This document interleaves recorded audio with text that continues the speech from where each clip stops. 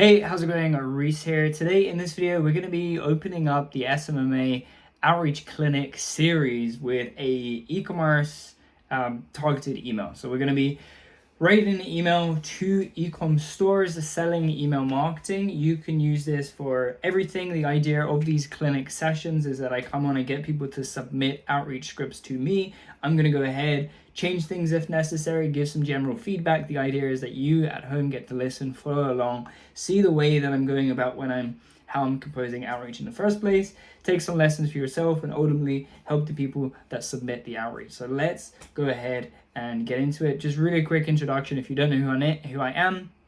My name is Reece. I grew a e-commerce advertising agency actually to £18,000 a month. And since then, I've been helping agency owners actually do the same thing and setting up consistent and predictable flows of outreach. Cold email is one of the ways that we do that. So let's go ahead and jump into this email and really see what we can make of it. So first things first, this person is in one of our programs. So he's got a general good format, but there's a few mistakes that's been made here where he could really get much better performance if they were to change. So let's go ahead and go through this. So subject line. So he was thinking either using quick question or product return. I mean, since he's not addressing product, it doesn't seem, I haven't actually read this too much here.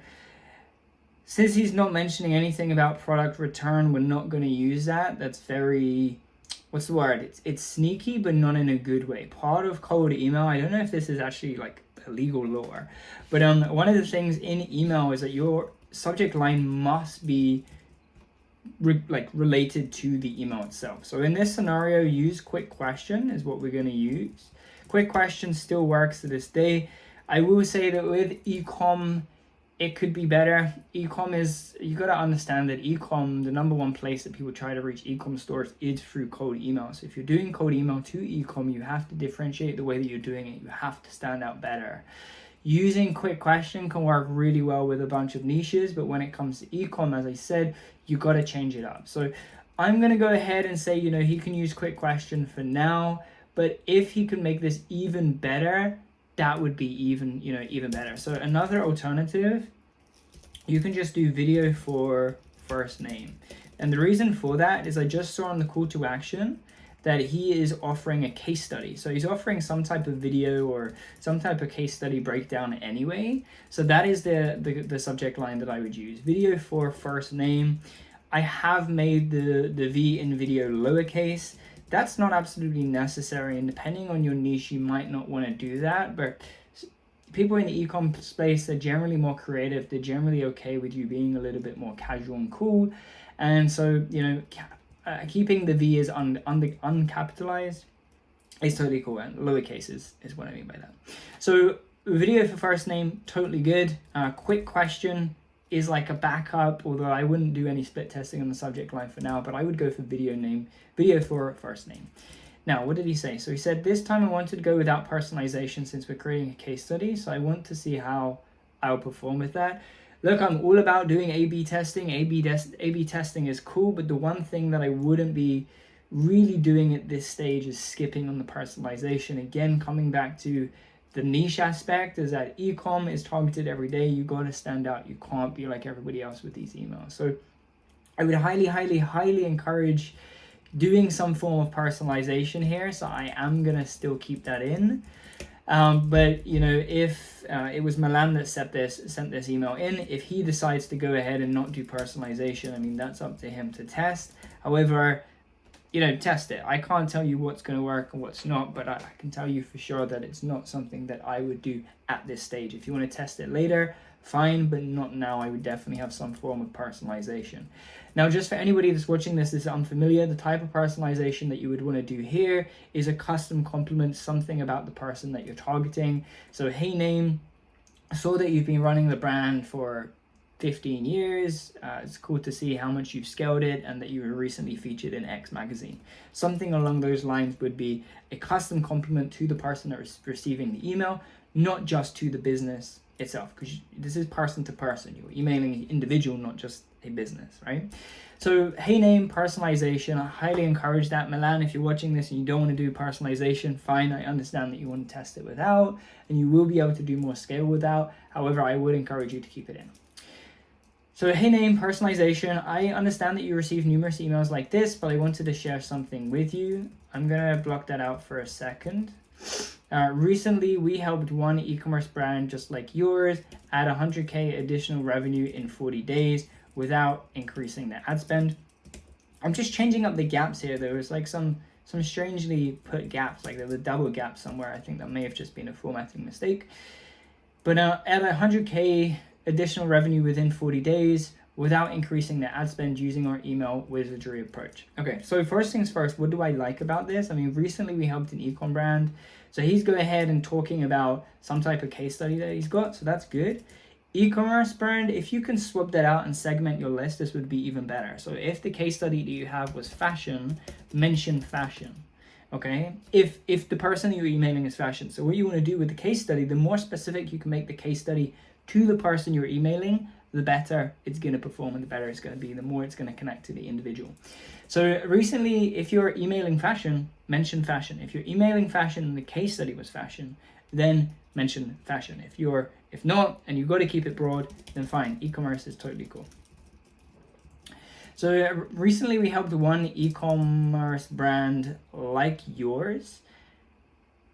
One more thing about the e-commerce brand is like, when you start a brand like a clothing company or even a company that sells like bottles or watches or whatever it is, you don't see yourself as an e-commerce brand. You just see yourself as some type of brand, like a jewelry brand or a glasses brand or a bottle brand or something like that, right? You don't see yourself as an e-commerce brand. So make sure you're using a language that really relates to them. And again, if you can, try and mention what it is if it makes sense. If it's somewhere similar, mention it. If it's completely separate, then fine, you can say e-commerce brand, but that's kind of a last resort.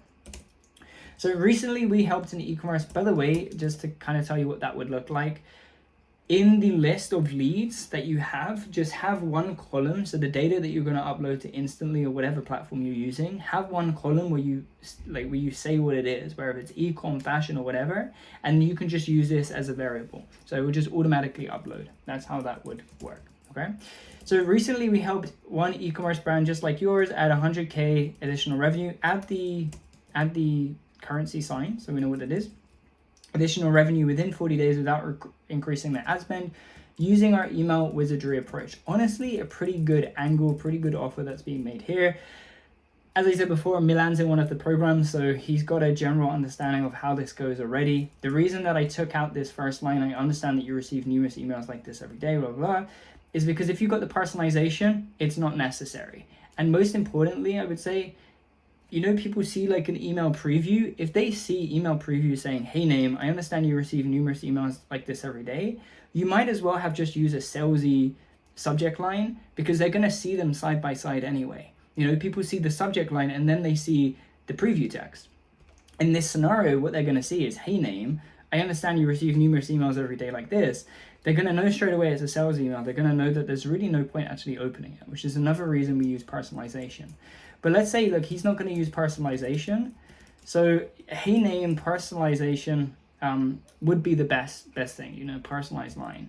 But if not, then it would be like, hey name, recently we helped one e-commerce brand.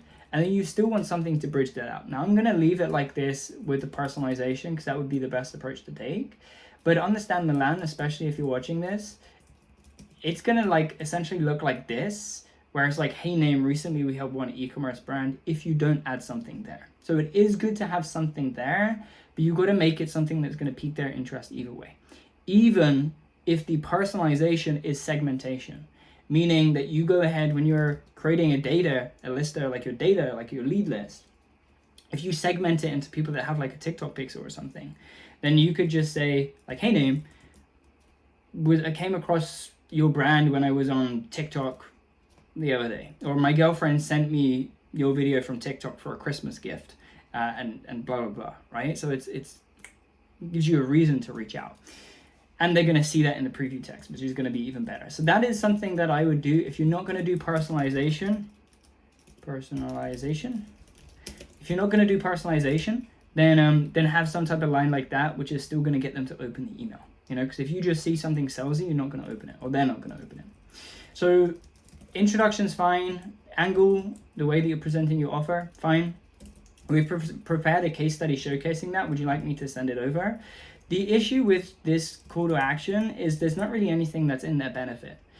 Now, if you said like we've prepared a case study showcasing how you could do the same, that would be much better. So that's actually the change that I'm going to make. We've prepared a case study showing you how you could do the same, how you might be able to. We've prepared a case study showing you how you might be able, let's keep the you. We've prepared a case study showing you how you might be able to do the same. Would you like me to send it over? Right? And now one last thing that I want to kind of consider here is how many times we're talking about us and how many times we're talking about them, because there's a lot of we. So like, for example, one we, so we, our, so that's 2, 3, 4, okay, versus 1 about them,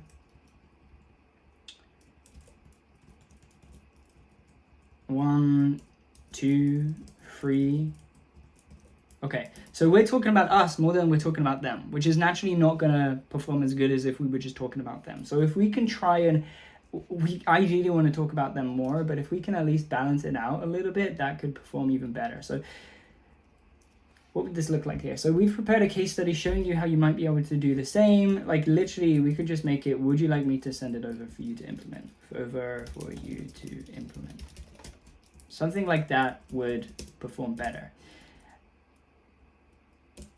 We've prepared a case study showing you how you might be able to do the same. Would you like me to send it over for you to implement? Now, ultimately, I'm going to make sure that you're actually sending them something, a process, like high level. I'm not going to get into the Loom approach today, but high level enough to give them an idea of what the system is going to look like, but ultimately not giving them too much information, and ultimately making sure that the way that they can actually implement it is by booking in a call and speaking with you.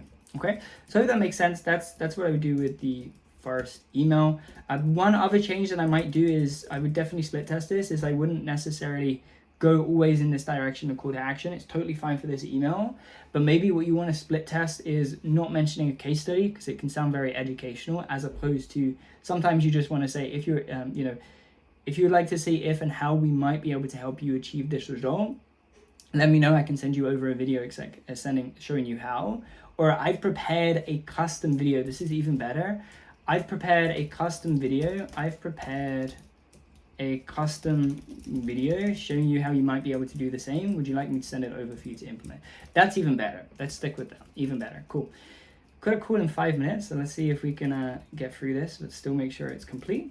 So second email, hello recipient's name. So hello name. I sent you a message a couple days ago regarding our wizardry approach. I wanted to check if you received my previous email. This type of bump is totally fine.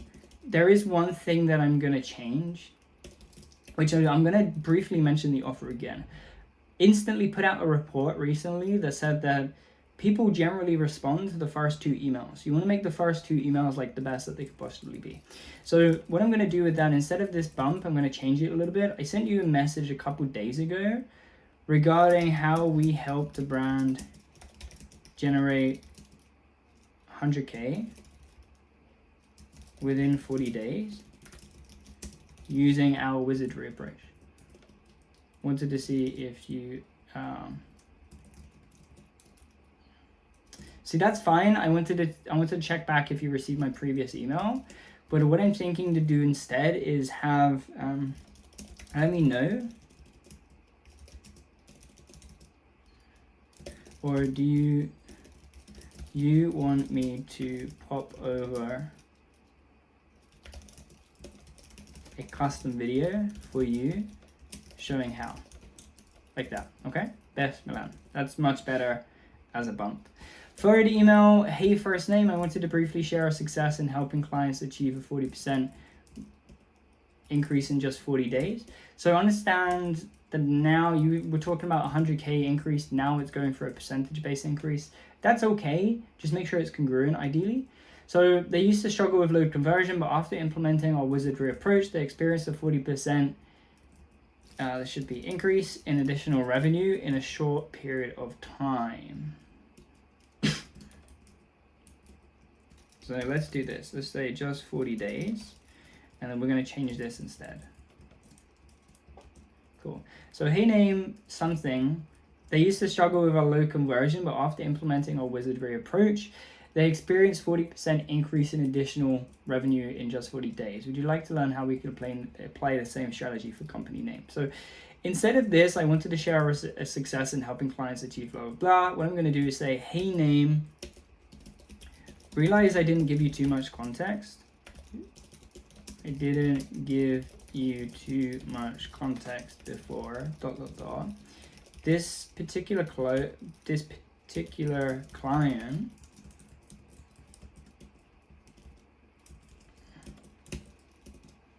was struggling with low conversion rate.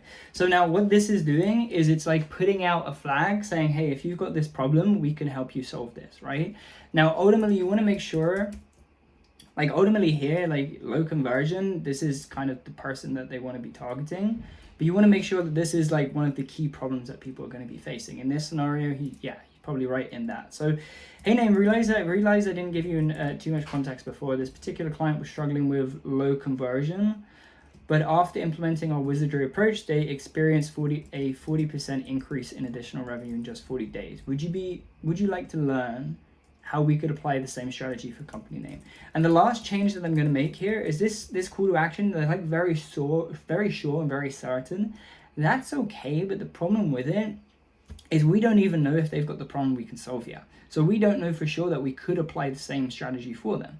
So I do like to, and data confirms this, I like to say something like might be able to help you. Would you like to learn how we, actually even saying could actually work. You know what, skip what I said, but that's a great way for using could. So would you like to learn how we could apply the same strategy for company names? So like could isn't so sure. If I were going to improve this even further, if it were my campaign, which is ultimately how I want to record these videos for you, would you like to learn how we could apply the same strategy for company name? So I would say instead, would you like to see if and how? Would you like to see if and how we could apply the same strategy for company name? That would be better. And then best Milan. Okay. I think, is this the last one, or has he got 4 in total? 5 in total. Cool. So 4th email. Hey, first name, I understand you might be overwhelmed, but I would like to ask for your permission before sending a video case study. Is it alright if I send it your way? This is fine. I mean, it's another bump. It could be better, but it's not too bad. And as just a simple bump email here, I'm gonna allow it. I think it's fine. But what I would say is, hey, first name, I understand you might be overwhelmed. Because it's November right now, I'm gonna say with Black Friday, know your audience. So as long as you're getting this out soon, Milan, this will work fine. So hey, first name, I understand you might be overwhelmed with Black Friday going on, but I think this could be perfect timing for you because of that, ... Didn't want to send the custom video. Let's keep repeating this custom video thing. Didn't want to send the custom video over without your permission before. Do you want me to send it your way? So the reason I took out, what did he say before? He said, is it alright if I send it your way? It's because okay, we're kind of doing them a favor, but ultimately, we want to know, is it going to help the person? That's kind of what we're asking. Do you want me to send it that way, your way? Or is this going to be valuable for you? That's the type of thing that we want to do instead of is it okay? Do I, because you're already saying you want their permission, so do you want me to send it your way? I think that you don't need to kind of repeat permission seeking status twice.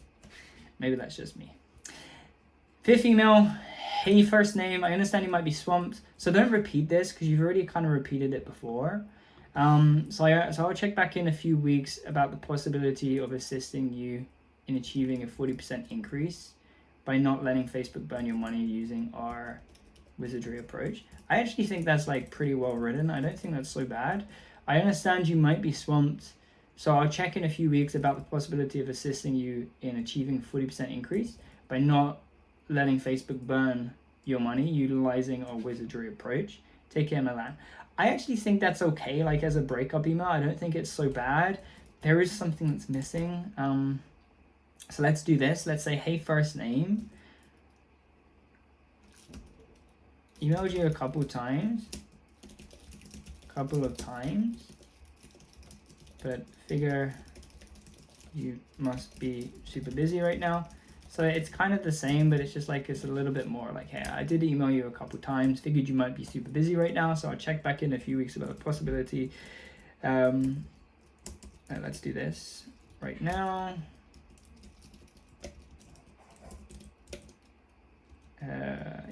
Emailed you a couple times, but figure you must be super busy right now. I'll check back in a few weeks. I'll check back in a few weeks about the possibility of assisting you in achieving a 40% revenue increase by not letting Facebook burn. I'm going to say more of your money, because ultimately you kind of want people that's already running ads. And then I'm just going to change Facebook to ad platforms. Increase by not letting ad platforms burn more of your money and utilizing a wizardry approach. Take care, Milan. I think that's totally fine still. I think that's okay. P.S. If you've already got this covered and you're not experiencing this problem or a problem with low conversion, simply reply no thanks to this email, and I'll leave your inbox. Yeah, cool. For yourself, Milan, and for anybody else that's like English as a second language, get Grammarly. I use it myself, as you can see right here. You know, I'm using it here. But we just want to make sure that our spelling is always on point and is always good. Even there, I was using a Z or a Z because, you know, this is an international audience. But you want to make sure that when you're writing, make sure that your language makes sense. Now, I'm going to go ahead and wrap up the video. I'm 5 minutes late to a call that I've got already. But let me just say this last thing to just close out this email.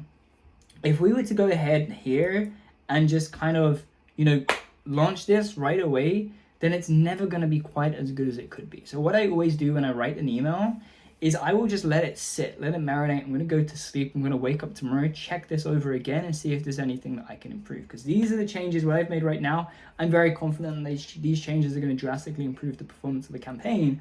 However, the one thing that I never ever do is just send out a campaign just like that. I always allow it to kind of marinate in my brain, just go to sleep, come tomorrow with a fresh mind, check it out. And you know what? I may decide to change this entire thing. So just keep that in mind. And also, of course, don't forget to keep testing, keep changing, and optimizing based on the results that you get of this campaign. Now, Social Media Marketing Agency Outreach Clinic is brand new. This is the first episode. So if you've got an outreach script, whether that's a cold email or social media outreach script that you would like me to go ahead, rewrite for you and give you some feedback on a video just like this, really taking my time and really getting serious and making these the best that they can be, then send me a message on Facebook. The link is in the description below. So just go to the Facebook section, click the Facebook link, send me a message with your script. And, you know, I may pick you to go ahead and record one of these videos. I've got a few people that already want me to do it. But yeah, and keep in touch with these series. Now, if you're an agency owner that's looking for a little bit of help booking a consistent and predictable flow for your agency, then click the link in the description below if you would like to. It will tell you a little bit more about what we do, how we help people, and how we get the results that we help them achieve and the results that we have helped them achieve. So if you want help, click it. If not, totally fine. Just click subscribe instead. And I'll see you again in the next video. Take care. Have a great rest of your week.